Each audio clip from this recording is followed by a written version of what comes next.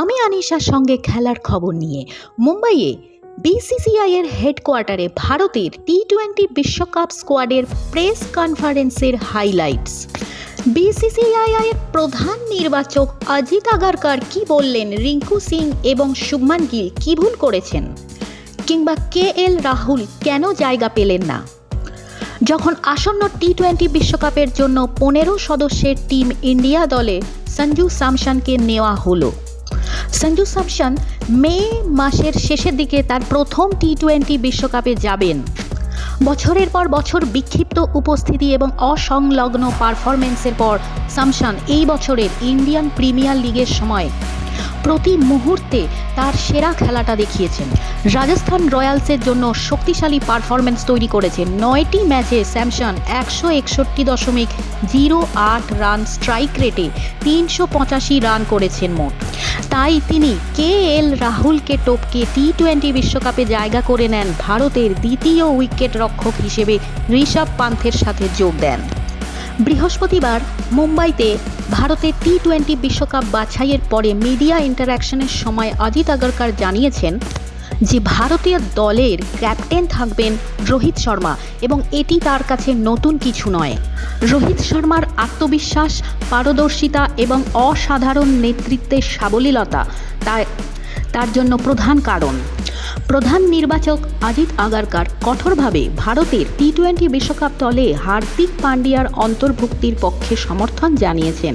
তিনি বলেছেন, তার অপূরণীয় দক্ষতার কোনো বিকল্প নেই এবং সহ অধিনায়ক হিসেবে তিনি যথেষ্ট ফর্মে আছেন। অন্যদিকে কেএল রাহুলকে ভারতের দলে অন্তর্ভুক্ত না করার কারণ হিসেবে অজিত আগারকার ব্যাখ্যা দিয়েছেন যে তারা মিডল অর্ডারে ব্যাটিংয়ে পারদর্শী খেলোয়াড় খুঁজছেন, যা সঞ্জু স্যামসনকে দলে দ্বিতীয় উইকেট রক্ষক হিসেবে অন্তর্ভুক্ত করার সুযোগ খুলে দিয়েছে।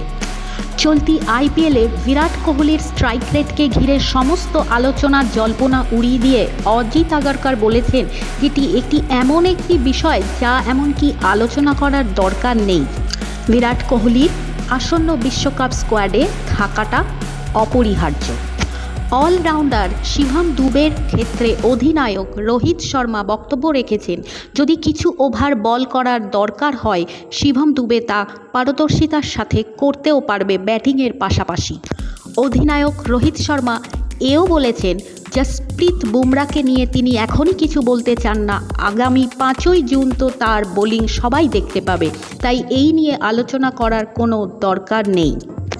রোহিত শর্মা জানিয়েছেন, তিনি 4 জন স্পিনার নিতে চেয়েছিলেন, কারণ ম্যাচটি সকালবেলায় শুরু হবে, তাই 4 স্পিনার বাছাই করার ক্ষেত্রে কিছুটা প্রযুক্তিগত দিক রয়েছে। দলে 3 জন সিমার থাকছেন, হার্দিক পান্ডিয়াকে নিয়ে 4র্থ সিমার থাকবেন। রবীন্দ্র জাদেজা, অক্ষর প্যাটেল এবং কুলদীপ সিংয়ের সংযোজন ওয়েস্ট ইন্ডিজের পিচে অনবদ্য খেলা তৈরি করতে পারে। অজিত আগারকার বলেছেন, রিঙ্কু সিং কিংবা শুভমান গিল কোনো ভুল করেননি।